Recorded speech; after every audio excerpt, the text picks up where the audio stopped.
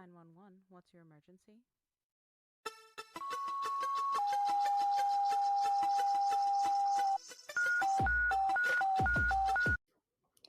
The following content is graphic, emotional, includes dark humor that may not be suitable for all listeners. Discretion is advised.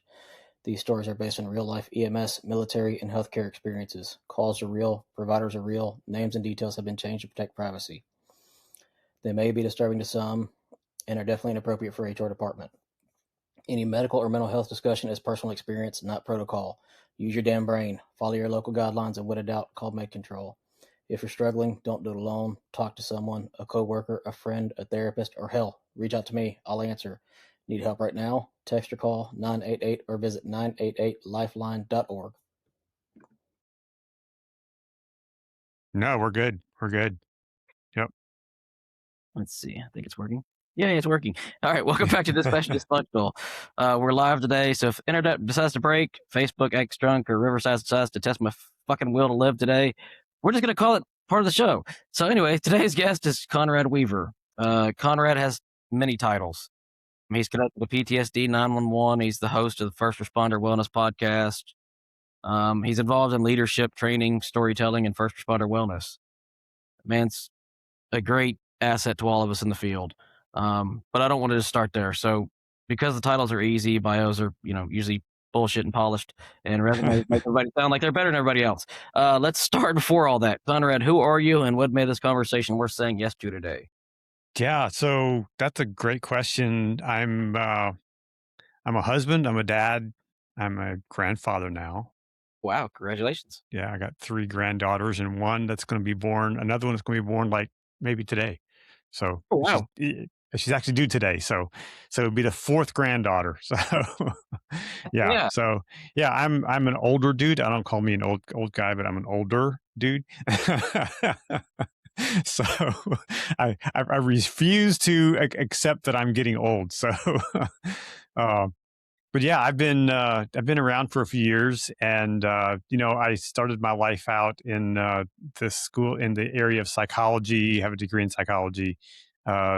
Worked in a psychiatric hospital for 3.5 years when I was young and dumb, and I learned a lot there. And then the windy path that life does, windy path ended up in the film industry, telling stories. And so for the past 10 or 15 years, I've been working on documentary films.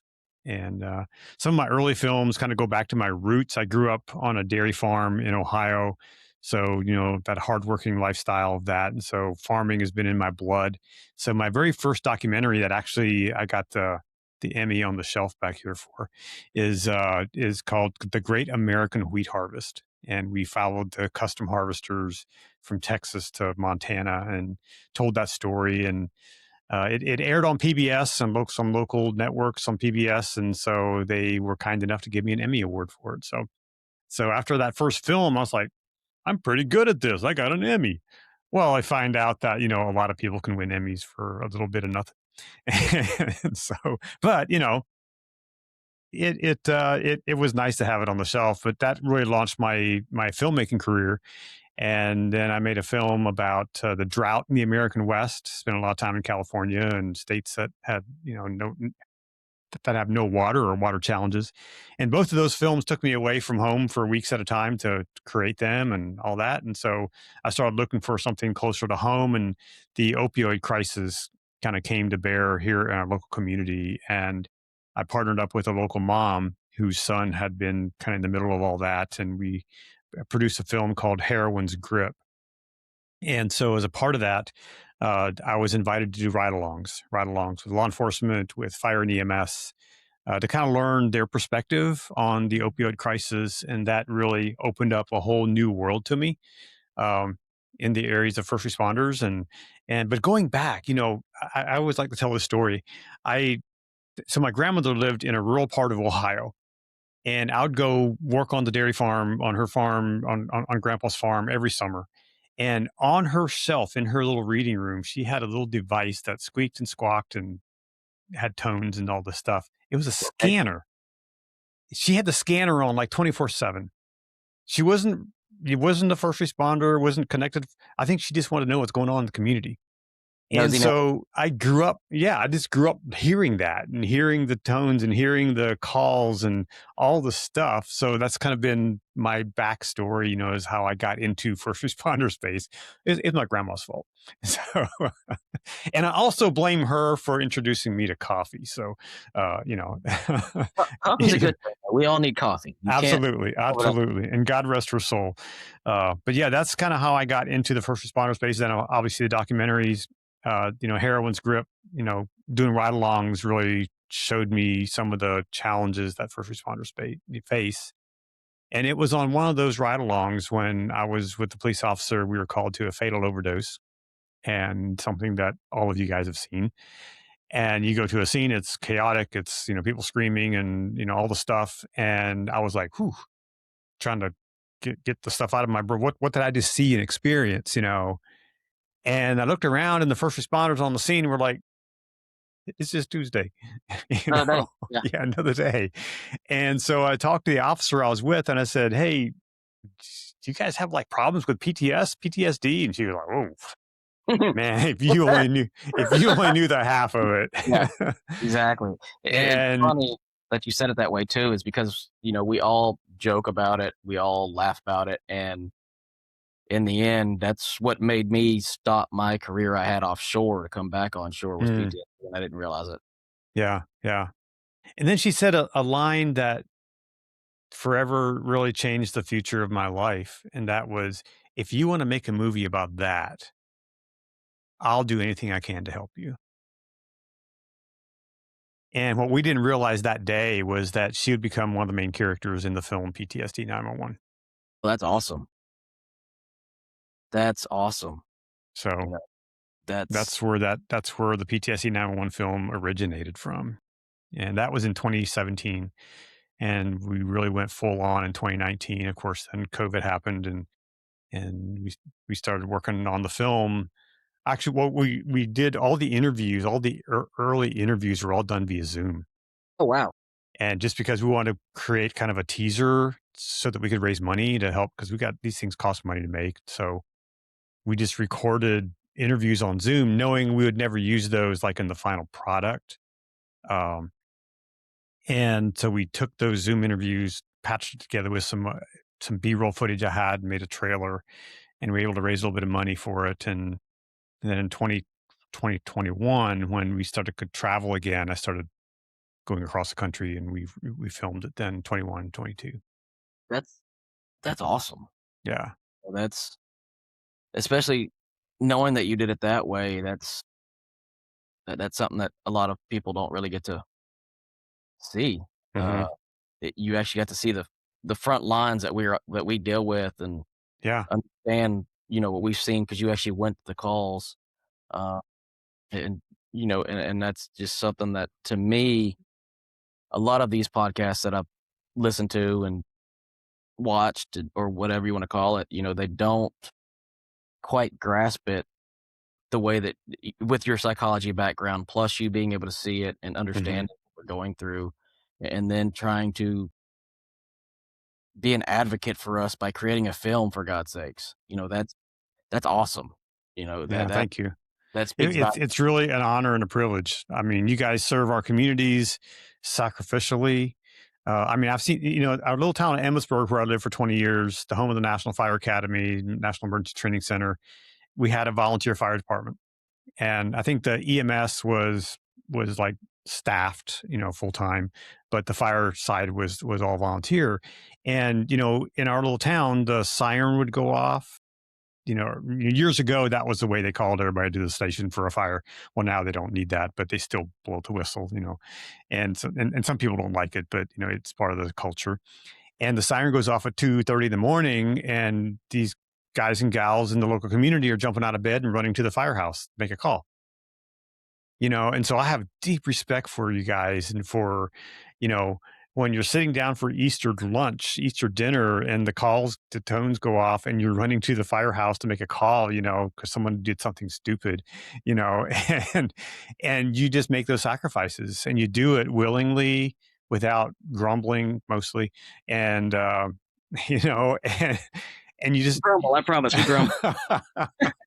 Well, when I'm around, there wasn't a whole lot of grumbling going on, but If you wake up at 2 o'clock in the morning, we kind of grumble. We will be there, and we will do what we got to do. Absolutely. That's why I appreciate you guys. You will be there. I mean, there was a day when this was when we were still living up in Emmitsburg, and my son was still at home. He was in high school, and I was doing a workout in the morning, and I hadn't hydrated. Speaking of hydration, right here.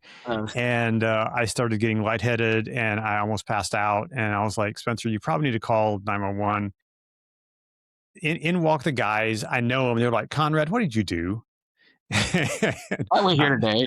I don't know. They hauled me off to the hospital. They did a whole, all the stuff for my heart. That was all fine. It was like, oh, you just need to drink water. So, they showed up for my emergency. Exactly. And I appreciate that. I called 911. They were like, we'll be right there. And fortunately I lived, 3 blocks from the firehouse. So it was a pretty quick response. And, but, I have so much respect for first responders. And not only, fire and EMS, but law enforcement. And of course, these days, how law enforcement is treated around the country and the challenges that they face, the real genuine opposition, the people hate them and all the stuff, it's like so much respect for anyone who wears the badge and responds to community to keep our communities healthy and safe. That's awesome. It's that's one thing that like I said, we do grumble, and just if anyone's listening that's a public official or public person that is in first response, if we may sound angry, we're not. We're tired and just got to get up. Sleep deprived, right? That's the easy way to put it.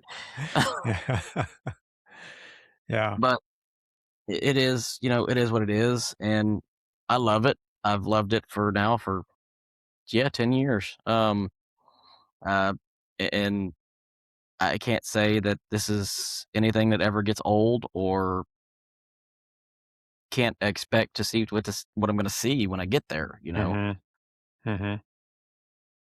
And the thing that gets me too is we all, you said on your form, everything rises and falls on leadership, and we start at the bottom and we build up. And I think here in EMS, fire, law enforcement, dispatch, which I could never do, healthcare, it explains everything there. And we've all seen that. We've seen the bad systems. We've seen the bad leaders, the good crews, and departments just saying they care about wellness and well-being when they don't give a shit. Here's a pizza party. Mm-hmm. And I'm sure you've dealt with that before too while you're doing this. But when you say everything rises and falls on leadership, what have you seen that made that more than just a quote to you? Yeah. So that's a quote by John Maxwell. He's one of the world's leading experts on leadership. He's written more leadership books than anybody. And full disclosure, I'm a part of his team. I'm being certified under the Maxwell name and going through his courses and all that stuff. But that comes out of my travels. I've been to 32 states and about 90 cities in the past 3.5 years with my film. And everywhere I go, without exception, the number one issue I hear over and over again is leadership. Is, toxic leadership. Leadership doesn't understand. Leadership doesn't care. If they may say they care, they throw the pizza party, but they're like, oh, go see EAP. Most 99% of people, F EAP. We don't want them, in some places, EAP is great. No doubt. A lot of places, it's not something that anybody wants to do. And so I've coined a new phrase that says wellness begins with leadership. If you want healthy people in your organization, you got to start with healthy leaders. And that means, okay, and I'm not talking leadership and knowing how to do the stuff. You guys know how to do the stuff. You know how to do whatever you do as a medic. You know how to put IVs in. You know how to, put a tourniquet on. You know how to extract somebody out of a mangled car. You know how to do all that kind of stuff. But when it comes to leadership skills. I'm talking about interpersonal relationships. I'm talking about just being a good human being and taking care of your people. Simon Sinek says that leadership isn't about being in charge. Leadership is about taking care of those in your charge. I love that. And that statement to me is all that matters. I mean, if you are as a leader in your organization, you are responsible to take care of the people who are taking care of the business. And that's one thing I loved about Richard Branson, the big multi-billionaire entrepreneur out of England who tries stuff and his motto in his companies has always been, I'm going to take care of my people. That's my number one priority, to take care of my employees. Because if I take care of my employees, they're going to take care of my customers. And it's the same thing in the first responder space. If a chief, a battalion chief, an assistant chief, a commander, whatever your title is, that doesn't matter. If you are taking care of your people, then they will take care of the customer. They will take care. And it comes down to the rookie can be a leader, because leadership is influence. And I love what I think Jocko Willink says on a podcast about about SEALs. Someone asked him about what does it take to get through BUDS, the toughest training program in the world. He goes, it's not the jock that can run like crazy, who has the big muscles, that gets through BUDS and passes. The people who get through BUDS and make it into the SEAL program are the people who realize that my job is to take care of the person on my left and to take care of the person on my right. And that's a leader. That's leadership.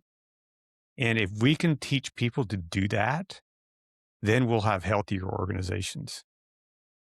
The number one and number two stressors that the National FOP, Fraternal Order Police, has a survey out, and they say the number one and number two stressors for law enforcement, and I think it's number one and number two for all of first responders, is organizational and leadership.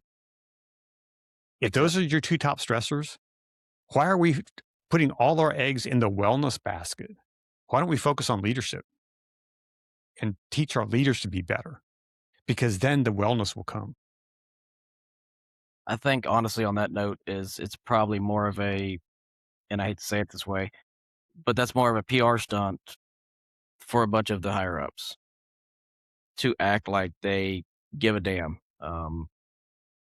I've been witness to it a few times to where, yeah, the wellness program's there, but if you use it, you're punished. Well, you have a mental illness. We can't let you work anymore.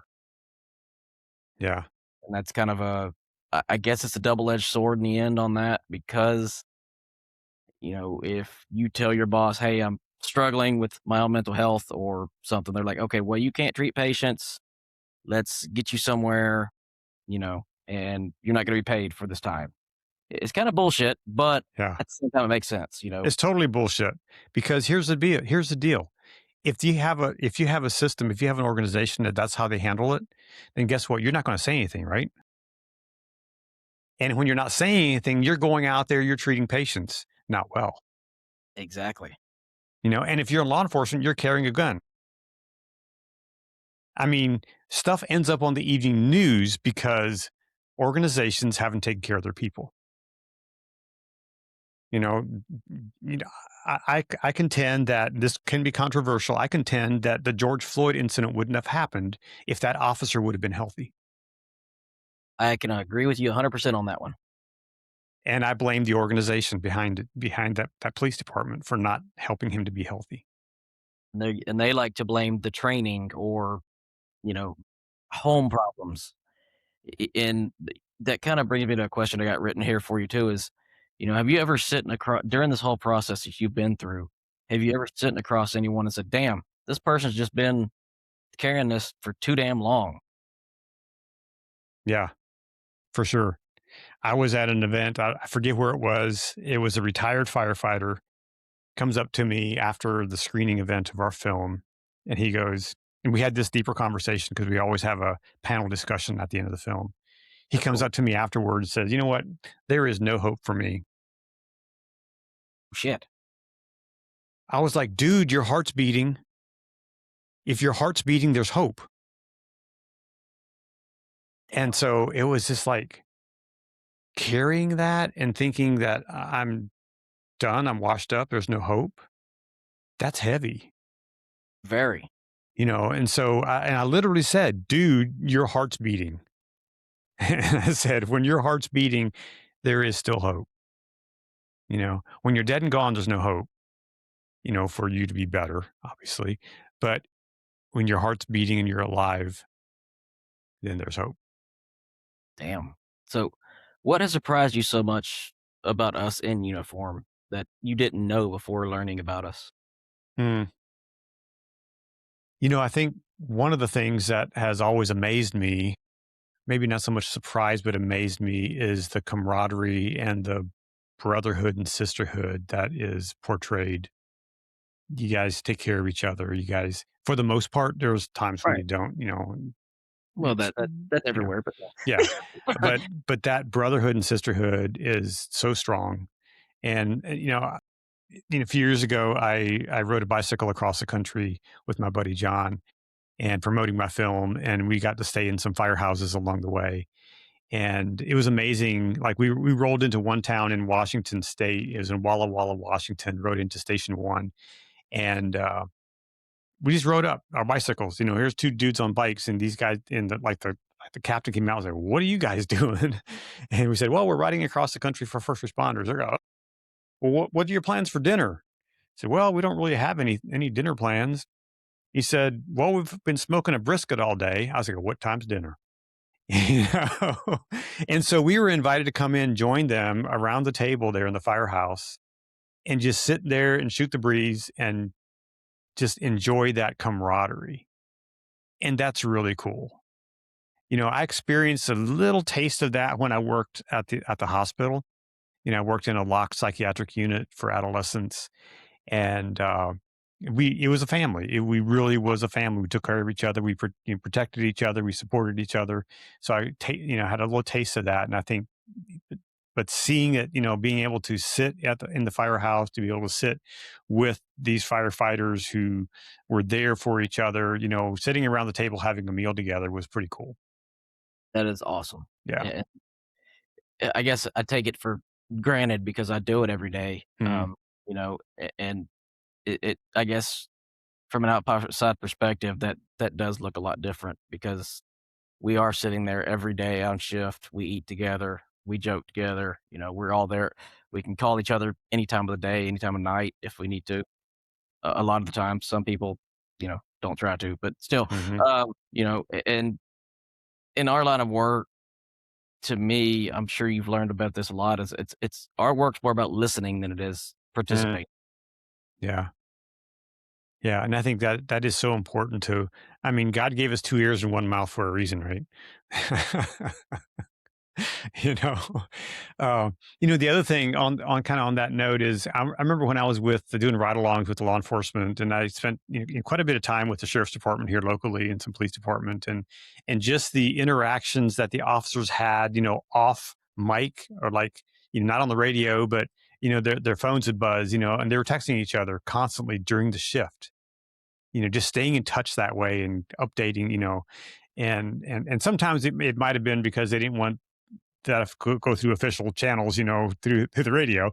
But it was just cool seeing that constant. And even now, when I'm watching different YouTube videos or whatever, like police calls or whatever, and you hear that bzz, bzz, on the vest that they have, and so they're texting each other, So this is pretty cool that they stay in touch. That I mean, I have friends that we text each other now and then, but maybe once or twice a week. It's not like every day. But seeing law enforcement, seeing first responders stay in touch with each other like that and taking care of each other is pretty cool. Yeah, and you know, it's kind of funny because I'm in an industrial mill right now in a fire department, and we'll sit there and do the same thing. We'll text all day, Mm-hmm. and it's a little weird, I guess, to people, but it makes us know that we have each other's backs. Yeah. And it makes the shift goes by so much faster to know you actually have buddies there. Mm-hmm. Um, and I don't know, that makes it worth going to work for every day. Mm-hmm. Yeah. You're there for each other, and that's what's important. I mean, and experiencing you experience people's worst days every day, Oh yeah, and very few people do that, you know. I mean, true. the general public has no idea. The general public has no idea that this is what you guys do every single day, you know. Very true. And so you've got to have an outlet to be able to handle that stress and that all the stuff that you see and experience. So I think that's important. That camaraderie is important because, if you look at in my previous film before this one was called Heroin Scripts, it's about the opioid crisis. So I work with a lot of people in addiction. One of the number one things about addiction is isolation. Every heroin user that I interviewed was like, yeah, I was shooting up alone. I didn't want to be with people, because I was ashamed. I was hiding it. I was, and it's so isolating.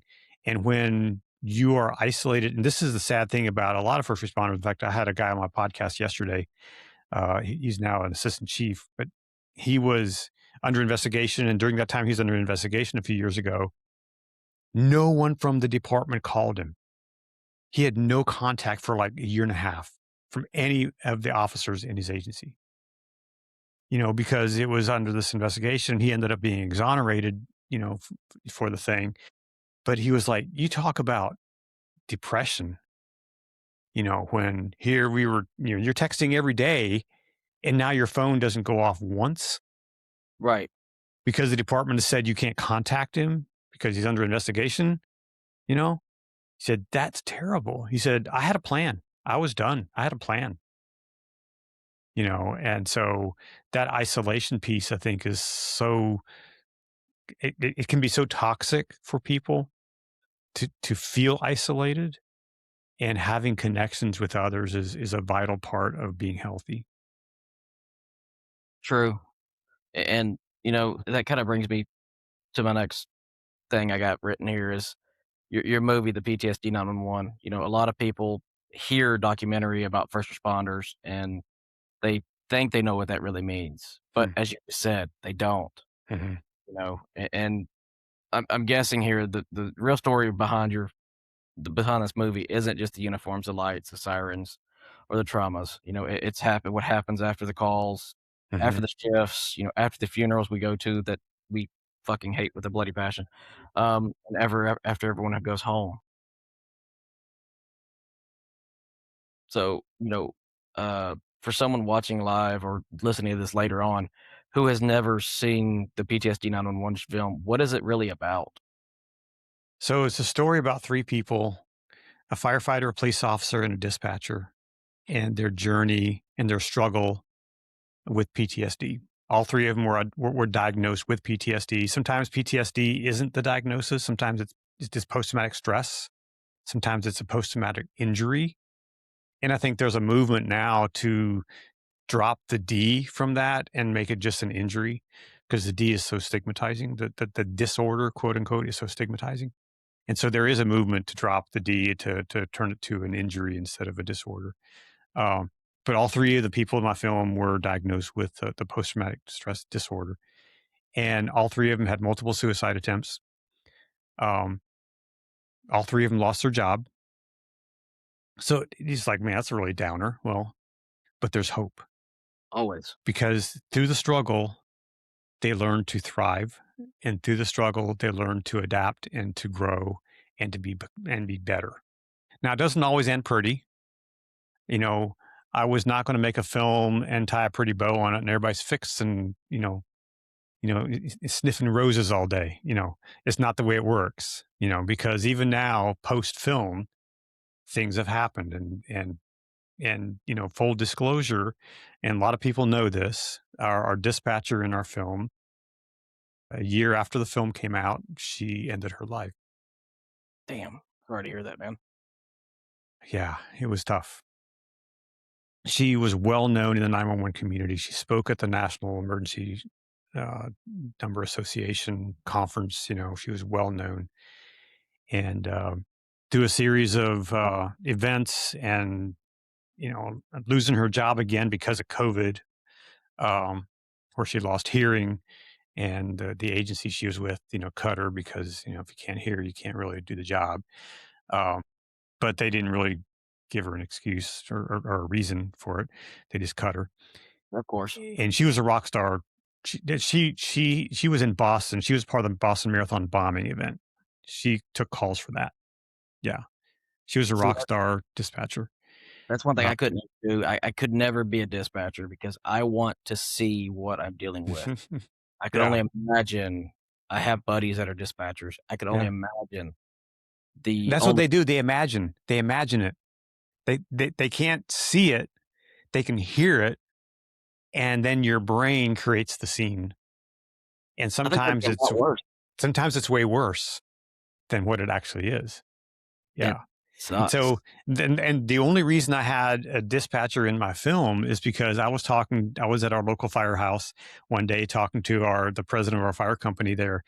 And he was like, well, have you thought about 911 dispatch and including that in your film? I was like, well, no, I haven't. Tell me about that. He goes, well, I'm a dispatcher. We hear it. We imagine it. We don't get closure. It's a problem. And I was like, oh, that's heavy. Okay. Yeah. And I've sat down with dispatchers. I've put the headset on and did what they call listen along, kind of a sit along and listen. It's crazy what they have to deal with. And funny story. So I was down in Austin, Texas a couple of years ago, and I was hanging out with a communications director there, and he took me into the Austin call center, massive that's nice. place. And I mean, it was, I don't know how big the room was, but it was huge. And they covered all areas of the county, law enforcement, fire, EMS, state patrol, all the stuff, they covered it all. And so I asked him one day, I said, what's like the crazy call? What's crazy call you guys get? He goes, well, a crazy call would be right in downtown Austin. There's like a river that runs through, or like a lake or something. And he said, in the summer months, there's a lot of boating out there. There's a lot of stuff that goes on. He said, a crazy call would be, there's a psychotic woman with no clothes down there on the lake, screaming and all this stuff. Because then you got to have law enforcement, you got to have EMS, you got to have someone in the mental health field being there. You got to call all the troops, to come with this. He texts me later that day. He goes, you won't believe this. That call came in. He spoke it to the He spoke it into me. Damn. Said that very thing happened that afternoon. It's funny. I was actually being made fun of the other day, or not made fun of, but because my second year in EMS, I was an advanced EMT, and we had a site call come out. Well, this gentleman's naked or in the middle of the streets and trying to rip people out of their vehicles. PD's still in their cars. They're not doing nothing. So I'm like, all right, screw it. And then he comes to my truck. He comes to my truck door and tries to rip me out. I'm like, all right, we're going to have an issue. So I jump out. We start chasing him. I start chasing him. And then next thing I know, I'm getting whacked upside the head with a little mop handle that he found on the side of the street. He whacked me in the head. I'm like, all right, knocked me out for a second, got back up, started chasing him. The PD decides to join finally. And yeah, so then I learned that he was actually, as you were saying earlier, he was one of the opioid addicts from his parents, from his mom. He had to take drugs every day to not be psychotic. Not be sick. Okay, yeah. And it was just weird to learn that and to see the effects of, this is what happens. Yeah. And I've never chased a naked man in my life, but hey. And never want to again, right? I want to again, but I'll never live it down. Yeah. It's funny you brought up the naked thing, and it as many patients that we have that are naked, I wonder why so many times. But anyways, that's a good question. It's like, if people would only know how many times the EMS goes to a naked call, that'd be shocked. But I was doing a ride along with a police officer, and we were called to an overdose scene, but it was a crazy guy. He was overdosing on spice. God. It was synthetic marijuana, and that, I guess, is just makes you batshit crazy. Delulu as hell. Yes. Yeah, and stripping clothes and all the stuff, So we get there, and of course he's going off. They put him in the wagon. They hauled him off to the hospital. An hour later, we get another call for another overdose. Same scene, same dude, same place.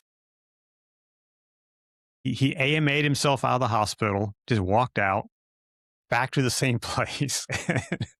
It was like, what's that movie, Groundhog Day all over again, And it was like, how many times do you guys do this? She said, all the time. She said, the officer I was with, she was like, this happens over and over again, because they just leave. They just, they like the stuff. They go back to it. And it's just crazy.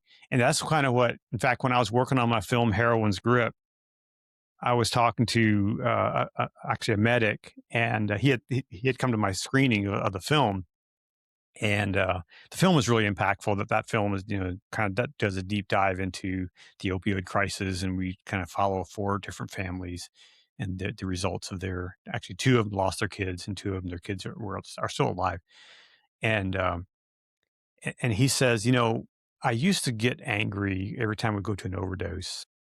And it'd be the same guy that we just Narcaned yesterday and the day before, over and over again. He said, but your film has kind of made me realize that these people actually have family who love them. They're human beings, and they have brothers and sisters and moms and dads that care about them, even though they may not have seen them for a while. Someplace down deep in their heart, they still have love for these people. And he said, it just made me look at them a little bit different than just another overdose or another dude we got a Narcan, once again. I bet that was awesome to hear, especially from a responder saying that from your film. And that does make sense. A lot of us do become judgmental. We do kind of steer certain ways in the end and don't mean to, Mm-hmm. but it's kind of hard to beat the stereotypes at times. And I'll admit I'm guilty of it every now and then. I don't mean to. Again, it's human biology. Yeah, and I can understand that, just knowing what you guys deal with and seeing it. And it was funny because when I was doing ride along with the sheriff's department, I was with the drug interdiction team for a while. Sweet. And so we were sitting on I-70, catching guys coming out of Baltimore hauling dope and stuff like that, and so you learn how to spot the cars. And I was with this officer that he was like the best in the county at this. We'd be sitting there at midnight, high beams on, going, cars are flying by at 70 miles an hour, 75, 80 miles an hour. And all of a sudden we were like head back against the headrest, flying up the road. And he had a reason to turn on the lights, and we'd pull somebody over, and he'd call the drug dog out, and they'd find dope, And so it became pretty easy. It became easier I became more aware of the cars that I was seeing when I was going down the road. And one day I was with my wife, and we're driving down the road. Said, see that car there? I bet he's riding dirty. And she was like, you've been hanging out with those cops too long. You think everybody's riding dirty now. And then what's funny, that happened a couple times. And then one day my wife came home from work, and she was like, I saw one today. He was riding dirty. That's awesome. So I can see how you become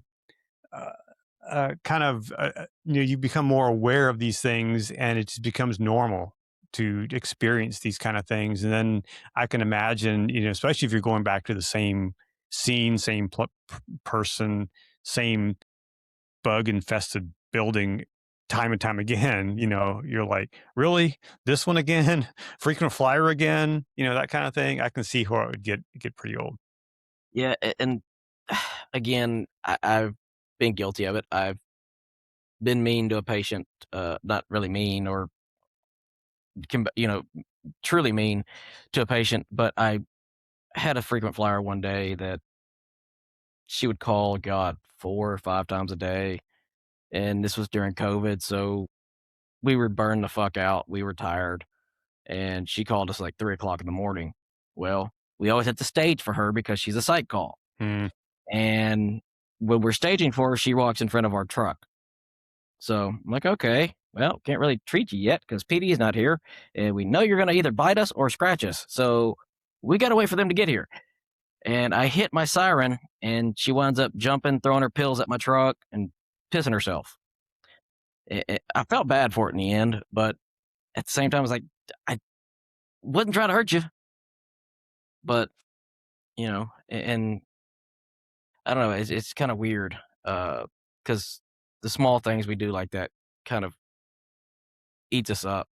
Um, just go back to your film for 1 second. I'm not sure how can anyone watch it, screen it, or get in front of their departments or their community if they want to, real quick. Yeah, sure. Like, If you can go to our website, ptsd911movie.com, we make it available for agencies to purchase for use for training. And it's a scale, kind of a sliding scales of smaller departments don't pay as much, bigger departments pay more just because of the numbers of people. But so if you go to the website, you can learn all that information there. If you want to talk to, so I have a director of sales and events. And so my friend Gary, he handles all those calls. And if you want to talk to him about bringing the film in, we'd love to do that. We've had 90 screening events, like I said, in 32 states over the past 3 years. And we're still booking calls. We just booked an event in South Dakota, booked an event in, see, where else was it? Down in Virginia.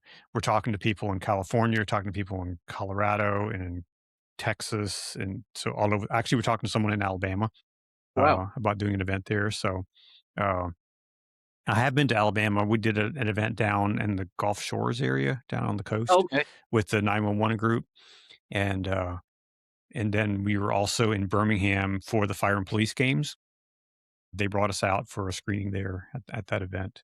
But so we are booking events all over the country. In fact, we're even talking to people in Australia now about doing Love it. a tour in Australia. So no, you can't come along, carry my bags. People have asked already. So, but so so yeah, that's the best way. The trailer is on our website, ptsd911movie.com. Is a really powerful 3-minute trailer there that will kind of give you a sneak peek at this thing, and really encourage agencies to get it. We've had probably 160 some agencies have bought the film to use for training. And so when you buy the film, you get the film in the toolkit, and the toolkit is additional content that's not in the film.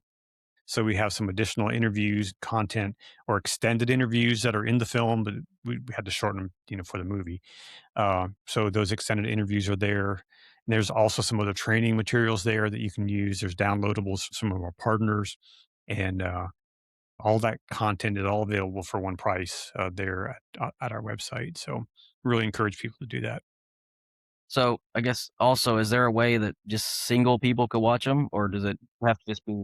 Yeah, so it is available on Amazon for home use. We don't, this technically, legally, it's not. You're not allowed to use that for like your department. Right, of course. But yeah, for home use, you can find it on Amazon. PTSD 911 movies, all one word, and you can find it there. We've had tens of thousands of people have seen it on Amazon, so it's pretty That's awesome. cool. Yeah, Because I was actually trying to find it the other day and I couldn't find it. okay, yeah. I was on the website, but I was like, I don't want to spend this much just for myself. Right, yeah. That doesn't make sense to spend that much for yourself, but yeah, yep. Like, you, and that's awesome that you're doing it like that and making it available to solo people and companies, and actually providing resources for them to use or us to use. Because like you said earlier, you have the psychological background. What we're dealing with more than a lot of other people can. Mm-hmm. And seeing it firsthand and actually producing it, getting stories that you would never hear unless you did what you did. I'm sure that kind of, it's got to make you proud at the same time to know that you're helping the people that are helping others. It's been the highlight of my career, and it's been yeah, it's transformed my life because this is now all I do. focus 100% on first responders through the film, through the podcast, and now through some new initiatives that we're doing with our new company, First Responder Wellness Solutions, where we're creating a platform for leadership development and training. And so actually right now we're in the middle of our first cohort on our mastermind, so leadership mastermind that we're hosting. And you can learn more about that on our website, firstresponderwellnesssolutions.co, not .com, it's .co. And so we're building this out. We're going to be launching more content on there for training, for leadership training and development. And we're actually filming some things in a couple of weeks for that. And then we are also developing a first responder leadership summit that we're developing, a really high level leadership summit with high level speakers to really help leaders be better. And this is going to be an invite only event. So if you want to get on the list, you got to go to the website and sign up and to be on the list. So I really encourage people to check it out. We got a lot of new things coming down the pike. So if you want to stay up with what we're doing, go to our website, ptsd911movie.com, register for our emails, and you'll get a weekly email from me. I promise I won't spam you. We just send a weekly email newsletter out. Got about a couple thousand people on that newsletter that we send out every week, and then the podcast comes out every Wednesday. First Responder Wellness Podcast. I have national leaders on the show, local leaders on the show, talking about wellness and first responders and leadership and mental health. And this week, I actually had a lady on. She's the CEO of Livestrong. It's a cancer organization. Lance And Armstrong, he started, wasn't it? yeah, so they are hosting a 9/11 bicycle ride coming up on 9/11 because it's our 25th anniversary of 9/11, the attacks, and they are hosting and sponsoring a bicycle ride from Boston down to New York in support of first responders. And so it's a first responder bicycle ride. So I had her on the show this week to talk about that and the work that they're doing with cancer and helping families of people who are suffering with cancer. So I have a variety of people on the show, really focus on first responders primarily, and then also talking a lot about leadership. I have, first responders talking about, I've had some of the OGs of first responder wellness on the show. Dr. Gil Martin's been on the show, and let's see, Lieutenant Colonel Dave Grossman's been on the show, actually a couple times now. So I've had him on the show twice. And so I get some of the bigger names on, which is always fun to do. So, and Yeah, that's what I'm learning too. Is I've had some guests lately that I never thought of. I mean, hell, I've never thought I would talk to you in my life. But I'm just a dude. I'm pretty easy to reach. So that's a lot of guys are telling me too that I talked to. I talked to a doctor the other day, Dr. Rob. I can't think of his last name, but Dr. Rob, he's a leader and addiction specialist and very good guy, very knowledgeable. And that was just something that I never thought I would talk to someone that's high up on the totem pole of doing things like that. Yeah. Yeah. Podcasting is fun. And I launched the podcast kind of even before the film was out, and it had a different name back then, but I really launched it to kind of continue the conversation because I wanted to bring eyeballs to the film, which it helps, but I also wanted to continue that conversation. I think that's what it's doing. And we've been able to, reach a lot of people. I actually had a firefighter from Darwin, Australia, reached out to me a couple years ago, and he was like, "Hey, I listen to your show every week. I want to talk to you." And we ended up on a Zoom call. And so we become friends, and I've connected him with some resources. And so he's now working to help us try to get the film to Australia and to do a tour there. So awesome. So yeah, it's pretty cool. So in fact, next week I have another podcast interview. Actually, it was a guy, a former police officer from Australia as well. So yeah, I've had several people from Australia on the show. So pretty cool. Yeah, it's interesting. I've had, I think, 3 or 4 Australians on mine as well. Yeah, it's a lot of fun. Very cool guys. Yeah. and they kind of agreed with me on this too. Right here is actually my next little thing I got is, in this field we say I'm fine, and that usually Yep. means I'm tired, I'm numb, I'm angry, I'm living on caffeine and dark humor. Fuck off, or I'm still useful, and so Mm-hmm. nobody's asking too many questions. And that's the dangerous part of our jobs. Yeah. So why do you think, after dealing with this so long and using your background, why do you think we are so good at hiding this from everybody? You want to be strong. You're the responders. Why should you ask for help? And I think that's the challenge, is that you don't want to admit that there's something wrong because, historically that means you're weak. It doesn't really. But in your mind, it may seem that way. To me, asking for help means you're stronger than you realize, Very true. I think because it takes courage. Yep. It takes courage to ask for help. And so I have a story related to that. So 3 years ago, I rode a bicycle across the country. I mentioned that. And we rode from Astoria, Oregon to Ocean City, Maryland, 3,400 miles. And we had, my backside is already hurting. But in the middle of that, we had a support crew. We had a sponsor. Lighthouse Health and Wellness was our sponsor. And 3 weeks before we left, Joe from Lighthouse called me and he was like, "Hey, I did something." "Okay, what'd you do?" "I bought an RV. I'm coming with you." So we had a support crew, and which was fantastic. Here we did, we were planning on just taking sleeping bags and tents and, roughing it and that kind of stuff. And well, now we had an RV to stay in, and we had someone to call if we got in trouble. And we had to do that. But I'm telling you, that was one of the hardest calls I ever made. Because it was like, we're not strong enough to make it. Okay. Like the first time we called was in Washington. It was like less than a week in. It was, 90 some degrees. We had wildfire smoke from Canada all day. And it was blazing hot. We had 20 more miles to go. And we were like, I don't think we can make it. And we had to decide to make a phone call. And picking up the phone, it felt like a 5-ton brick to call and say, "Joe, yeah, we need help." But our motto then became, well, it's not about the miles, it's about the mission. We wanted to be healthy to complete the mission. We didn't have to necessarily pedal stroke every single mile, but the mission came first. And in order for the mission to be completed, then we wanted to live, especially when we were facing thunderstorms in the middle of Wyoming and there was lightning and, we wanted to live.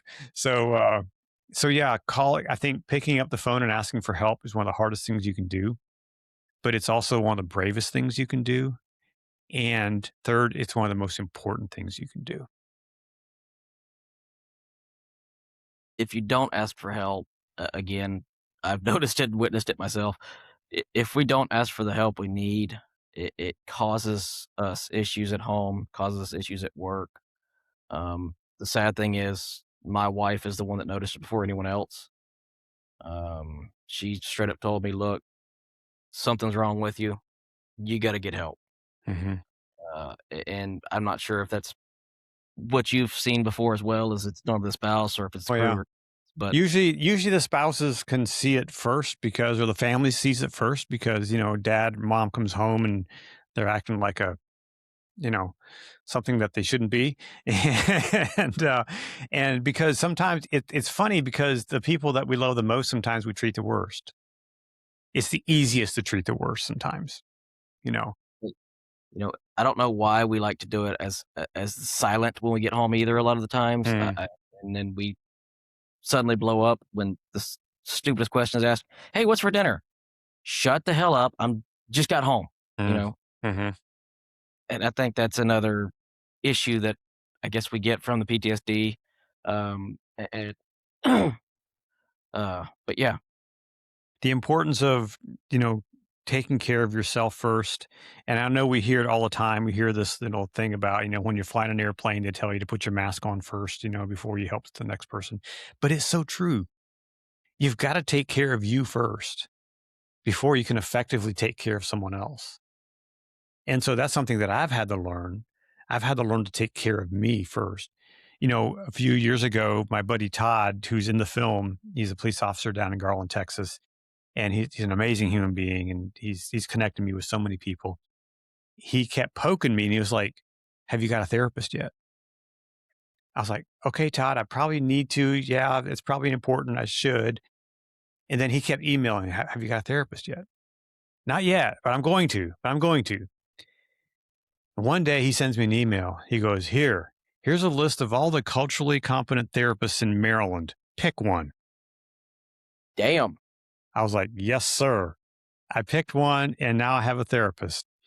And he's on speed dial. I can call him anytime. And one of the best things I did, to make that step and I wasn't crazy. I wasn't, exhibiting things of PTSD, but I know all the stories that I hear, all the things that I see, it plays a role in my head. Very true. And to be able to talk to someone who understands that, and this therapist is a former cop, so he understands all these things. And so, we were able to have some deeper conversations about it. And I really think every first responder should have a therapist. I agree. I think it just should be normal, because if you want to thrive and to live a healthy, thriving career, for your entire career, see a therapist. There's no shame in that. There's no negative repercussions unless your agency's an asshole and they don't, they treat you like you're less than. You're not less than. Because if you're taking care of yourself first, you're going to be a much better employee. You're going to be a much better EMT, much better paramedic, much better cop, much better firefighter, because you're taking care of you first. And that's the thing is, there is hope that a lot of us don't see. And your intake form kept going back to that. And that was amazing to see. And I kind of want to be careful with that word, Dean, because a lot of us hear hope and think that it's a bunch of bullshit or just a little poster on the wall. But we're not talking about the fake hope here. We're Yeah. talking about someone sitting alone in the truck at 2 a.m. still showing up and quietly wondering how much longer they can keep doing this. Mm-hmm. As you've said, you've lost friends to suicide, and it sucks when people lose sight of the hope. So what does the real hope for a first responder look like, and when they don't believe it yet? The hope looks like being willing to acknowledge, okay, I need help. And then having someone that can sit next to you, put their arm around you and say, you know what, I'm here for you. That's when that therapist comes in handy. I'm here for you. Come hell or high water, I'm here for you. And that's hope. And knowing that, and especially having someone next to you who said, you know what, I've been there. It's like someone said one time, the metaphor of, you look down into a hole and there's a guy down there in the hole, and how you get this guy out. Well, you're going to put a ladder down? No, you get down in the hole with him and you help him out. It's dirty work. It's messy. Helping others is messy, but it's so, because that isolation, going back to that isolation, when you feel that, you're on the truck and there's no one else dealing with what I'm dealing with, I'm the only one. Everybody on the truck's in the same hole. It kind of goes back to that old saying, there's no such thing as a stupid question. And there really isn't. Yeah. That because if you're feeling it or thinking it, someone else around you is. Yeah. And the good thing is there are resources. There are resources available. There are free resources available to help. And I'm telling you, I'm going to offer this to you guys. If you're having trouble sleeping and you just, wake up with nightmares and all the stuff, I have a solution. I have a friend. His name's Dan Jarvis. He has an organization called Healing the Heroes, and he works with first responders all around the world. And and you're going to think I'm batshit crazy, but it works. He heals PTSD That's awesome. through the trauma resiliency protocol. It's an amazing thing that he takes people through. And I know because he did it with me. I used to have nightmares about a situation that happened to me years ago. And he was sitting at my kitchen table one day and we were talking. And this is when I was working on the film. And he was like, "You want to fix that?" And so I like to take a deep dive in the films I'm working on. So I said, "Okay, let's do it." 20 minutes later, we were done. I haven't had a nightmare since. Well, that's amazing. And so now I connect him with first responders all over the country. Every time I talk to someone, they're saying, "Hey, I'm having trouble sleeping." I said, "You know what? I got a buddy named Dan. He'll help you." That's And awesome. if you want to reach out, if you want to contact Dan, let me know and I will get in touch with him. I'll connect you. He's very quick at responding.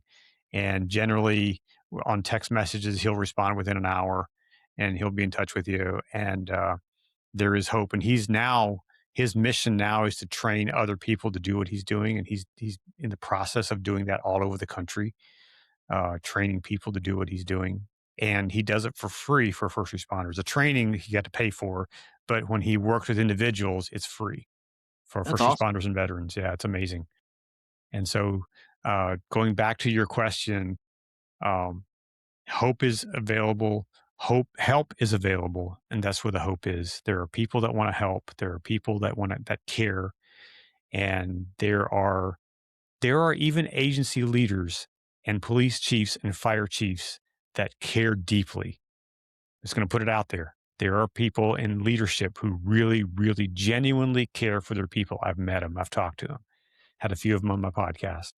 And so there are those people out there. Sometimes, not always, but sometimes a change of scenery is helpful. Not always, but sometimes. And finding that agency that is supportive. In fact, one fire captain, I'll tell this quick story. He had a fire captain on my podcast. He's out of Texas. He went to his city and said, "Hey, we need a line item budget in the budget for wellness." Convinced the city leaders to say yes. And now he said, "We have firefighters from all over the state, from bigger agencies coming knocking on our door wanting to work for us because they know they're going to be taken care of." That's awesome. He said, "We don't have a recruitment problem at all." Said nothing. They're lined up at the door, oftentimes taking less money because they want to work for us because they know they're going to be taken care of. So if you take care of your people, they'll do anything for you. Yeah, 100%. And I just want to say something because it's been an hour, so I know I only quoted for an hour. Before we shut this thing down, I'm going to be awkward for about 30 seconds, and I hate doing it because I'm going to be asking for help here in a second. Just for everyone listening, I'm trying to get through the University of Florida Critical Care Paramedic Program. This isn't me chasing alphabet soup behind my name. This is me trying to get sharper, better skills, better from us patients, better from students that I hopefully proctor sooner or later, and everything I'm trying to build with the podcast, the website. Everything adds up quickly, and that's why I'm needing some help. Apparently, education costs money. So if anyone's listening and wants to be helped sponsor it, go to my website, critical-run.com. No guilt trip, no sad violins here, just putting it out there. I'm trying to get better so I can help everyone else. That's the whole thing. Sorry, I just had to throw that out there, try to get that done. Don't apologize, man. When you're helping other people, it's important. If you want to keep doing it. Oh, yeah. Yep. And for the responders listening or watching this later tonight, when this goes out, maybe they're sitting in the truck, sitting in the station. Hell, they're sitting in their driveway, crying in their car because they don't want to go inside yet. They're still functioning, still showing up, still saying I'm fine, but quietly falling apart. What do they need to hear from you today? You're not alone. You are not alone. There are people out there who want to help you. Help is available. And sometimes the biggest hurdle you need to do is get over your pride and to pick up the phone and call for help. Help is available. And when you do that and you get the help that you need, then you're in a position to help the next person because there's someone that's coming up after you that you're going to help, and you're going to be able to help because you went through it yourself, because you've experienced the trauma, you've experienced the nightmares, you've experienced all the stuff, and you got help for it and you got healing for it. And now you can reach back and help the next person up because there's someone watching you and you want to be there for them, your brother or sister in your agency. Maybe it's the person next to you. You just never know. That's very true. Conrad, I appreciate you being on here today. And I really do mean that. It means a lot to be able to speak to someone like you, because it's kind of conversations that a lot of people need to hear. They need to hear their support. They need to make sure that it hits them in the right spots to where they feel uncomfortable. They feel vulnerable. And yes, we're all uncomfortable when this is spoken about. But, everyone listening live or listening later, check on your people, not just the loud ones, not the obvious ones, not the person who's already looking like they're struggling. Check on the dependable ones. They're normally the last to ask for help and the first to go down. Uh, the, we all show up when we're needed, and we all carry the weight. Just remember, we're out there for each other. We're out there to help everybody. That's right. Chris, thank you for having me on the program. I really appreciate it. Enjoyed our conversation. Sir, I greatly appreciate it. Let me go ahead and stop. If I forgot to work this thing. Stop. Damn it, stop. If you think it's too heavy to say it anyway. It beats a eulogy. You don't have to apologize for surviving however you can. You're not the reason things are heavy. You're the reason they're still moving. Need support right now? Reach out to me. Reach out to somebody. Text or call 988 or visit 988lifeline.org. You're not alone. Not in this job. Not in this fight.